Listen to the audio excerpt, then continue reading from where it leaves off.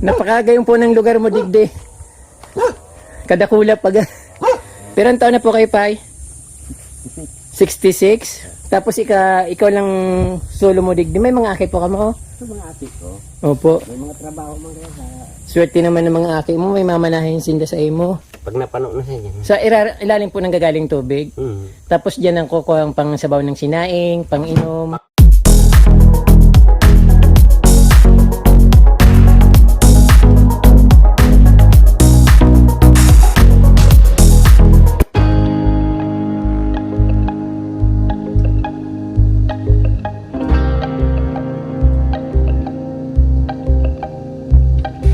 Hello, magandang araw sa inyo mga ka-From Day. Welcome back sa Certified From Day channel. Kung bago lang po kayo sa aking channel, huwag niyo pong kalimutan mag-subscribe at pindutin po yung notification bell para updated po kayo sa aking mga bagong post na videos. So ngayon ka-From Day, nandito po ako sa bungad ng aming barangay, ang Barangay Gubat na napakaganda at napaka-presko. So ngayon mayroon nakikita ko ditong napakagandang farm. So napakalawak ito nito ka-From Day. Kaya pag dumadaan ako dito, parang dream ko siya na dreamland. So every time na napapadaan ako dito, tumitigil ako kasi naiisip ko na napakaganda, napakasarap mag-gardening dito, napakasarap maglagay ng kubo sa paligid at siyempre yung parang napakaaliwalas dahil napakalawak.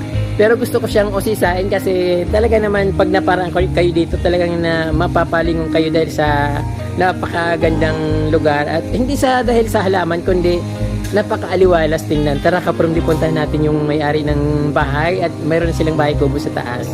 Tara.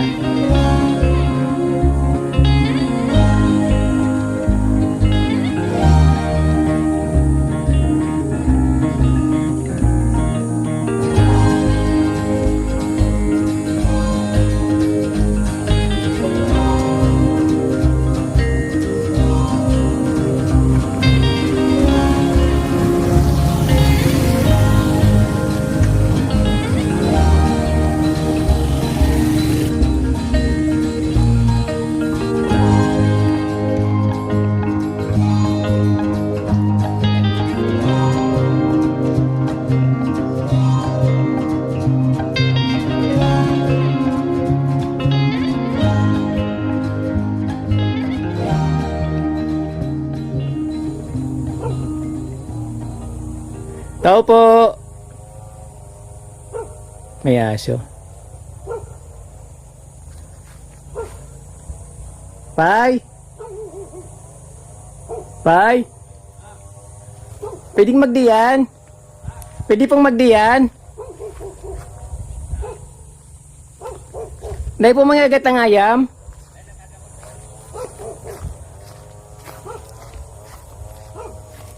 Ang ganda ng lugar dito.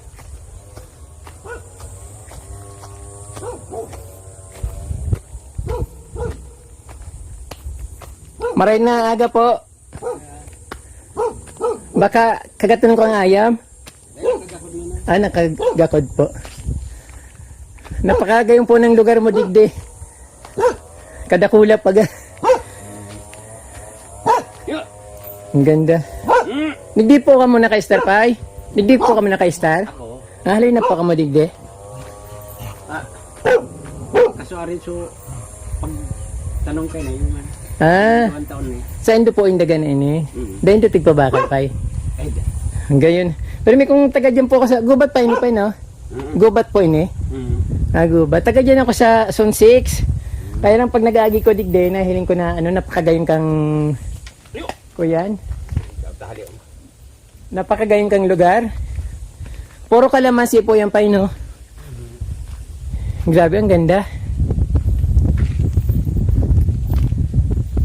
May po kamong pamilya? Digdi ka muna kay Star na? Ako saka si Mrs. Kaya ako mga ate nagigigdi. Ayun po. Ang ganda naman ng lugar na ito. Kaya nga nipig. Ayun po, hanggang duman po. Hanggang sa lampas kanyo. Dahil po mapabakal lawa dito na daga digdi. Baka pwede. Hanggang harong daw mga 500 square meter. Putaan eh, tigo bakal ni Mrs. Gura po? Ako ta din kami iglesia. Ah, 1 point, pininisyohan ko ng 1.7. ano, dahil na po inano. Ang muya pa kang iglesia. Apo. Komisyon pa sinda. Sabi ko, kamo naghahanap mahagad pa kamong komisyon. Ano po pa, ano niyo, parang may titulo po ba yung daga niyo? Maripalan. Pirang hektar po ni Pai? Nasa kuwanin ni 1.6 1.6, 1.7 million ang pabakal mo. puta. Ito. Yan, tinanuman ko na ni Limon. Ano man, dahil ko na lamang eh. Bisa ko panigit 5 milyon eh. Dahil ko tao. Eh po. Opo, sobrang gayon po kang daga nindong na tugdukan digdi. Pero may kung tig-iisip ni na sabi ko baka pwedeng magpabakal digdi daw tugdukan ning harong daw di. Magayong kaya. Ay, diyan pa pwede bang gibong fish pan, no? May tilapia yan. Ah, may tilapia digdi. Biduhuyaan ko na. Iyo po. Dapat lagan mo mga nganing may kakanon sinda, mga, Pigbabaw ka. iyo po, yung mga halaman. Tinanuman ko nga nitong sabi ko. Opo. Wow, ang ganda. Ang lalaki na po ng mga tilapia, buti hindi, walang mga pumupunta dito. Ayaw ko makapal. Pero ang taon na po kayo, Pai? 66? Tapos ikaw lang solo mo digdi. May mga aki po ka mo, oh. Sa mga ate ko, Opo. may mga trabaho mga rin na Swerte naman ng mga aki mo, may mamanahin sinda sa imo. Nasa Manila po, Pai? kaya yan. Ah, Yung operator kang harvester, ate ko to. iyo po. Digdi man naka-star? Dumasin da sa dahat. Ah. Hindi dumaan. Ah, nasa dahat. Kaya dakol na yung tilapia na yun. 1,000 ang binuhi ko di.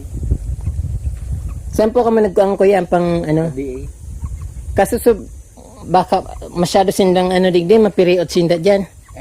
tama ka na eh. Tama yan. Tapos sa kaigwa pa man, no? May laog man ang, darakula na laog. Dahil pa yung nagbabaha dyan. Dahil. Undo, marikan lugar mo. Tapos yung kalamansi, aaniho na. Sweet na na. Ang dami ng bunga ng kalamansi. Anong pamilya ka mo dyan? Ano pa Abelia? Sa Zone 6. Yung 6 na yung 6 duman sa bagong tirang. Iyo po.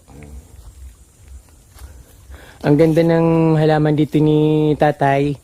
Mayroon siyang crocodile ferns at iba't ibang klaseng ferns. Ayan. First time kong dito kapag hindi makaakyat kasi hindi naman ako masyadong gala. Pero lagi ko itong nakikitang dito ni tatay farm. Mayroon siyang dragon fruits. Ayan, dragon fruits mataas na pero wala pa siyang bunga. Nagbunga na. Nagbunga na po yan. So ang dito mga kalamansi, talagang napakaganda. Kung wala po kayong mga tanim na gulay yon. Ito na tong. Natong sa ibong. Iyo po. Dito. Saka itong sili. Sili. Magayon po ang sili dito. Dito pa kasi Itong sili na itong labuyo. iyo pag ang gusto kay kan sili mainit pa dahil na stuck sa tubig. Ini yung siling arin. May mga habo pa yung mga ini itong sambaga labuyo to. Iyo po yung saradit sana naalang na. Kan halaba. Pang sigang. Itong bakong pangsigang itong Aso darakola pero labuyo. labuyo. Iyo po. Tanaalang na. Labi ng 1 year ni. Sobra ng isang taon. Kaya nagkuha na naman nga ko. Iguya akong tanong, di ba? Paswerte niyo po sa fight kasi sa inyong daga na iniho. Sa ibong pay mayo dyan. Kaya sa inyong dagain dyan. Ito sa muya. Ito. Sa ibong. Itong bakante na ito na ito. Amihan. Oo. Dahil po tigbabakal. Ay, dahil. Hindi Dagdagan mo na sana yan. Dagdagan. Iyo po. Mayaman marikamukaan. Dagdagan ko na sana. May taniman dito si tatay. May talbos ng kamote. Mga gabi. Ayan, napakadami. Then, mayroon din siyang, beringhinas or yung eggplants. Then, mostly mga kalamansi or lemon. So, ayun, napakadami. Napakaganda ng kubo ni tatay dito. Pag mahangin dito, Sobrang sarap dito mag-picnic. Pag nandito yung family mo, tapos mahangin, masarap. Ayan. Yung Domingo nga, nagpiriknik nga naman sinda. Hindi po. Kaya nga, gruluto sinda. Ano to pa, Kamagong. Kamagong. Pag namunga yan, ang dami rin. Dahil mo pa, mangga, madahom di mangga kasi buklod. Ang mangga gusto niya mainit. Kaya, kung may mangga ka, kwan kang limon. Iyo. Magkalaban sinda. Maigdi lang ko pa ay. Puro pa siya lang ako. Pangalan na rin yan. Iyo po. Napakaganda ng lugar. Tapos pag mahangin, sobrang ganda yung dito, weather. Pag gabi dito ka from di malamig. Kaya siyempre pag araw, mainit din katulad ng mga sa ibang lugar na mainit.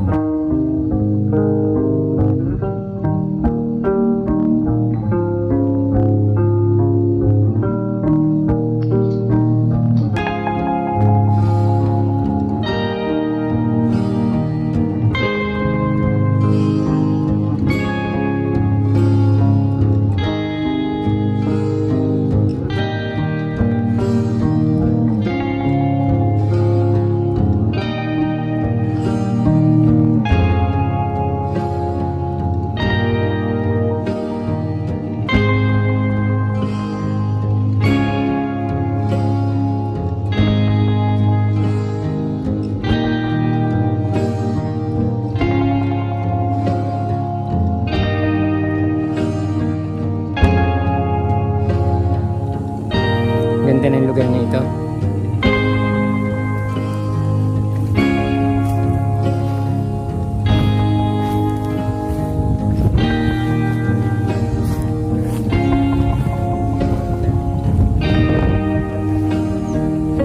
Pwedeng gawing malaking pispan sa baba.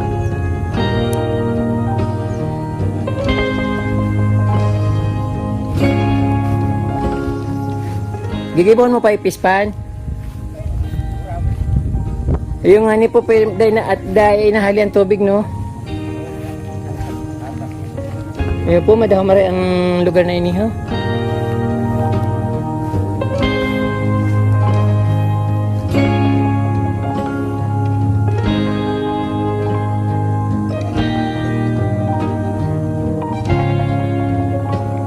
Diyan po ako magkong ang inumon? Dahil pong hindi po mate? Oo.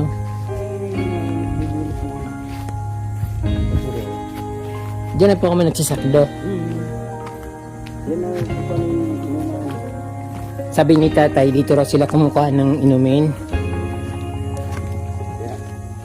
Tapos yung dito, gagawin yung fish pond. Saan po siguro? Ayan. May bagang tubig. Nagsakdo pa sana kaya ako na. Naiipon. Nai-stack yung tubig dyan. Pag napano na siya dyan. Sa ilalim po ng gagaling tubig. Tapos dyan ang kukuha ang pang sabaw ng sinaing, pang inom. Pang inom. Iyo po. Pag napano na minaluwas. Nagsakdo pa sana kaya ako ng Iyo apat na po. balde. Anong Iyo. pinangkari gusto mo sa orig. Dawa po, mainit na mainit. Dapat po, tayo hindi digdeo. Tanuman mga digde. Di, tatanuman ko pa ini. Mga kahoy. Limon pa ni. Nganing, maalang po yung pay. Di Pag- ko nga ni pig kuinaan dyan. Nga po dapat digde, may lindong. Ngandi na ubos yung tubig. Tatanuman ko pa ini ng limon. Opo. Kaya piglinig ko sa naman bagay ang pig tada sa mga tao. Digdi po, matubig, no? Oh, makuinaan, makalhod. Oo. Diyan man po galing ang tubig. Ayun, dapat dyan pa yung tanuman mong mga kahoy na minadarakula. Nganing so tubig ma-preserve. Para ining kanata, tanuman ko pa ining limon niya. Iyo po.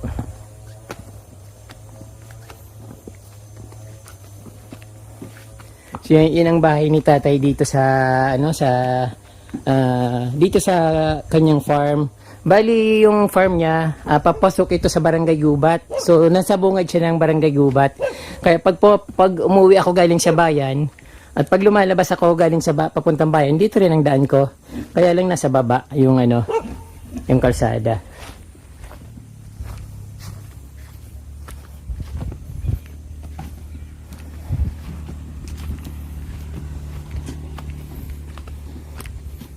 So, di po ka man nagtuturog? Mapres ko marinig di pagbanggipay, no? Malipot nga ni.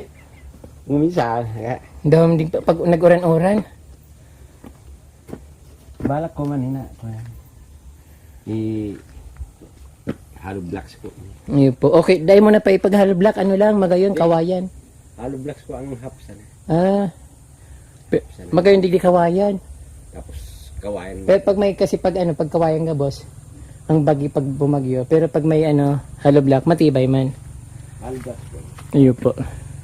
Sa iyo man ang plano ka mga aki.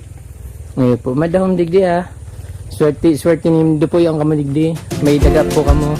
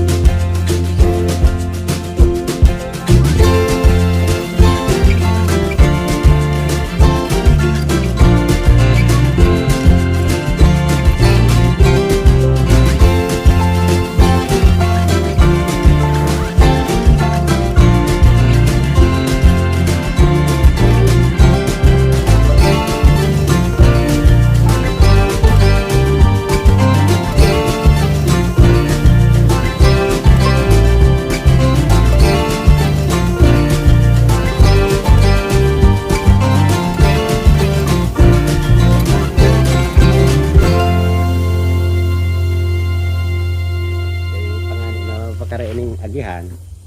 Iyo po. Ano lang, dawa, sadik lang na parang, saan po ang agihan, digde? O digde? Yan. Digde na mismo? Agihan na waga. Digde na po mismo? Ang hirap magmotor digdi pa, nagmamotor ka digde? Oo, dumang kapito ka. Ayaw magkamotor ko niyo. Kaya nga ni, Duman, agihan kang motor ko. may agihan duman. Sige po, pay. Ang ganda-ganda ng lugar dito. Napaka-cozy, napakaraming kalamansi. Magpapaani na raw sila sa next week ng kalamansi.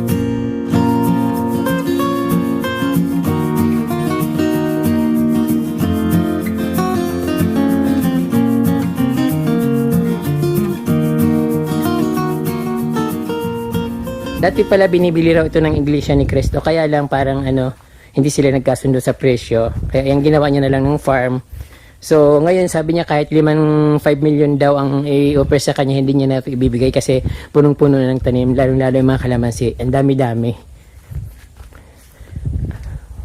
Target ko sana to na alam mo, may bibili sana ako ng konting lupa, matayuan ko ng bahay para mayroon akong sariling tiraan, mayroon akong sariling lupa, kaya lang hindi pala pwede. Then, ayun, ayaw niya na raw ibenta. Dito sana, sabi ko sana kahit dito man lang dito sa banda yan, napakaganda ng lugar. Kasi yung bang may medyo parang may bukid-bukid ng konti, then napakasarap mag-gardening. Tapos dito ka from dito pwedeng lagay ng palayan kasi may tubig doon sa taas. Pwede rin siyang gawing fish pan. But minsan nakikita ko yung pag malakas yung ulan, umaapaw yung tubig dito, ibig sabihin bumabaha siya.